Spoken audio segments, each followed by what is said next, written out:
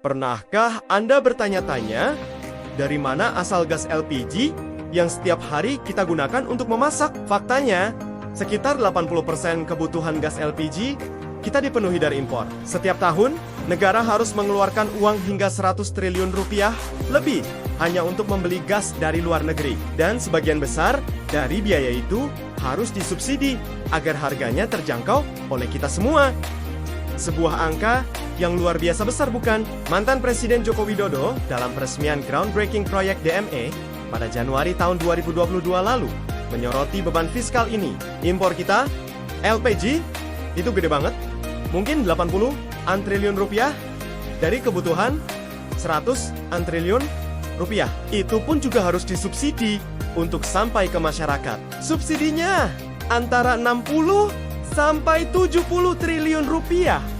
Apakah ini mau kita terus-teruskan? Ujar Jokowi saat itu. Dan kini, di era kepemimpinan Presiden Prabowo Subianto, Menteri ESDM Bahlil Lahadalia kembali menegaskan urgensinya. Pemerintah tidak mau terus-menerus kecanduan impor LPG. Lantas, apa solusinya? Jawabannya adalah sebuah program ambisius, mengubah batubara menjadi gas bernama dimethyl ether atau DME. Selama ini, gas kita kualitasnya C1, C2, sementara LPG itu C3, C4. Maka apa yang harus dilakukan? Kita dorong hilirisasi batubara, jadi DME. Dengan begitu, kita bisa hemat devisa, manfaatkan sumber daya dalam negeri, dan bantu ekonomi lokal, ujar Bahlil. Selamat datang di kanal kami, tempat kita akan mengupas tuntas sebuah proyek raksasa yang digadang-gadang sebagai jalan menuju kemandirian energi Indonesia. Tapi, benarkah semudah itu? Kita akan melihat bagaimana ambisi besar ini terbentur tembok ekonomi yang keras, tantangan teknis di dapur kita, hingga dilema lingkungan yang tak terhindarkan. Indonesia adalah negeri yang kaya akan batu bara, terutama jenis batu bara kalori rendah. Ide pemerintah sangat strategis. Manfaatkan sumber daya yang melimpah ini, olah menjadi DME, dan gantikan LPG impor. Dengan begitu, kita bisa menghemat devisa negara, memanfaatkan kekayaan alam sendiri, dan menghidupkan ekonomi lokal. Rencananya, mulai tahun 2026. Substitusi ini akan dimulai secara bertahap di 6 lokasi pabrik di Sumatera dan Kalimantan. Untuk memuluskan jalan, pemerintah bahkan menyiapkan berbagai insentif. Salah satunya adalah royalti 0% bagi perusahaan yang mau berinvestasi. Pemerintah tengah menggodok sejumlah insentif. Salah satunya adalah royalti 0%. Ungkap Direktur Pembinaan Pengusahaan Batubara Kementerian ESDM, Surya Herjun. Dulu, kita berharap pada investor asing. Tapi sekarang, Menteri Bahlil menegaskan negara akan maju dengan kekuatan sendiri melalui lembaga pendanaan dalam negeri. Yang kita butuh dari mereka luar negeri adalah teknologinya. Tegasnya, kedengarannya sangat menjanjikan dan penuh semangat nasionalisme. Bukan, tapi tunggu dulu. Di balik narasi optimistis ini, ada sebuah masalah fundamental yang mengganjal. Hitung-hitungan biaya, disinilah ceritanya menjadi sangat menarik.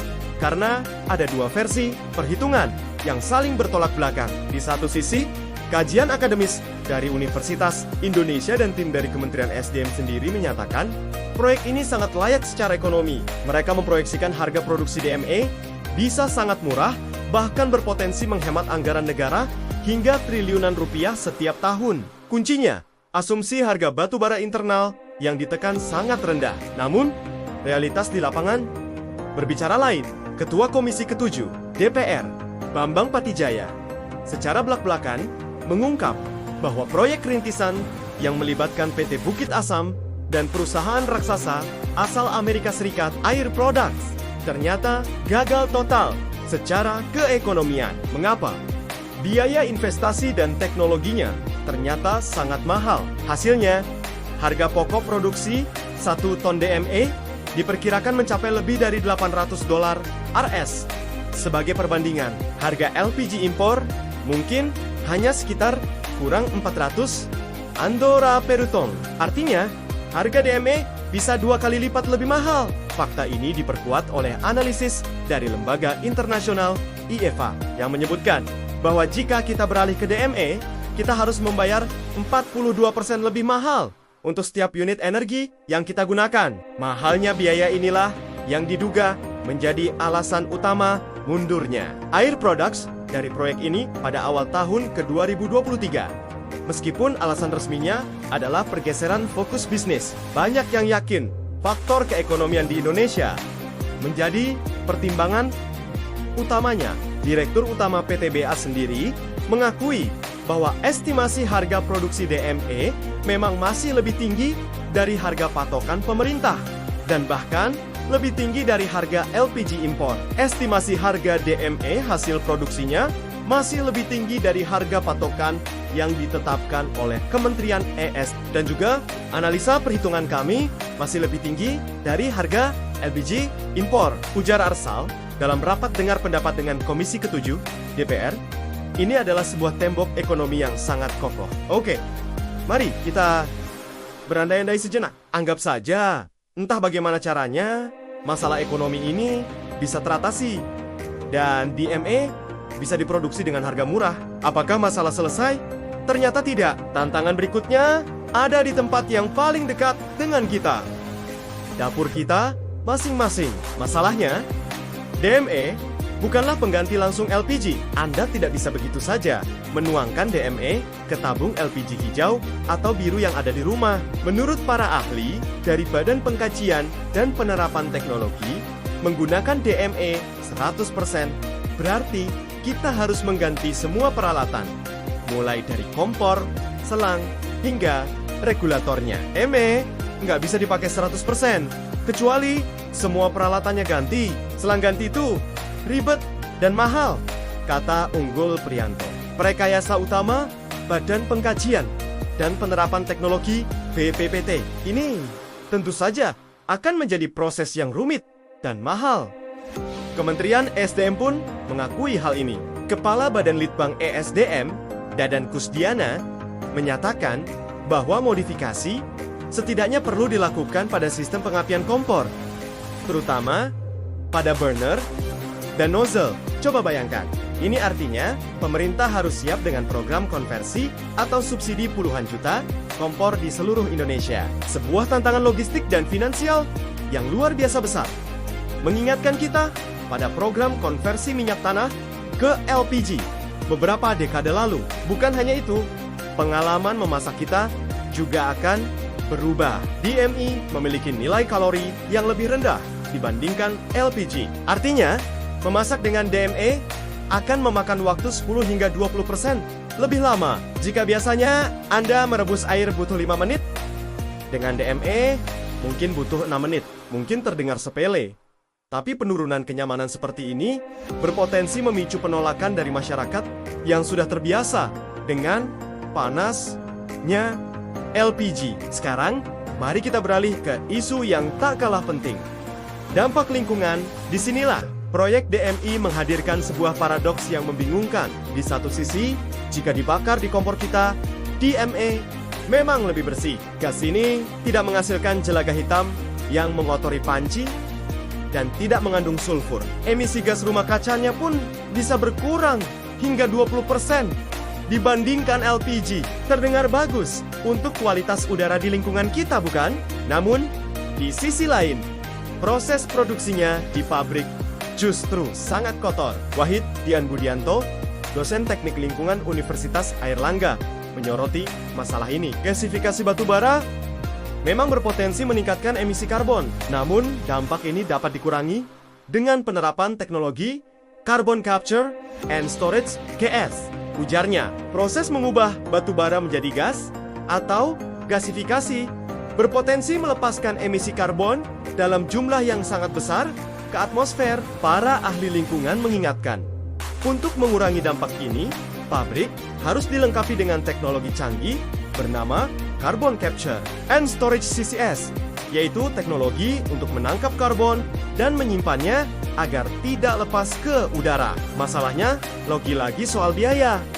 Teknologi CCS ini luar biasa mahal. Kajian ESDM memperkirakan biaya pemasangannya saja bisa mencapai puluhan dolar untuk setiap ton CO2 yang ditangkap. Tanpa teknologi ini, program DMI berisiko hanya memindahkan polusi dari dapur jutaan warga ke satu titik lokasi pabrik dalam skala yang jauh lebih masif. Ini tentu saja bertentangan dengan komitmen iklim global Indonesia untuk mengurangi emisi karbon. Jadi, apakah kita hanya akan menukar satu masalah dengan masalah lingkungan yang lebih besar? Meski jalan terlihat sangat terjal, penuh dengan kritik dan keraguan, pemerintah menegaskan bahwa proyek DME ini akan terus berlanjut. Target baru telah ditetapkan untuk memulai konstruksi pada tahun ke-2026.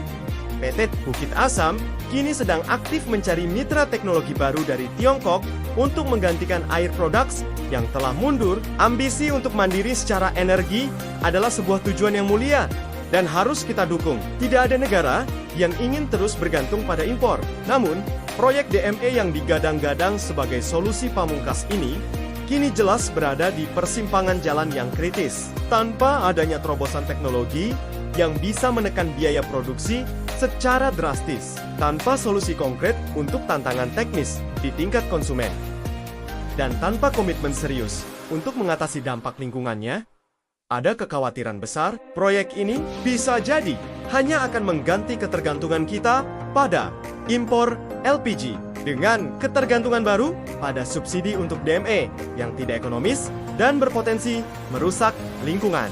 Pertanyaan besarnya kini bukan lagi apakah kita bisa membuat DME, melainkan dengan biaya berapa, biaya ekonomi, biaya sosial, dan biaya lingkungan yang harus kita semua tanggung. Bagaimana menurut Anda? Apakah proyek ini adalah jalan yang tepat menuju kemandirian energi atau sebuah pertaruhan mahal yang berisiko? Tuliskan pendapat Anda di kolom komentar di bawah. Terima kasih sudah menonton ulasan mendalam ini.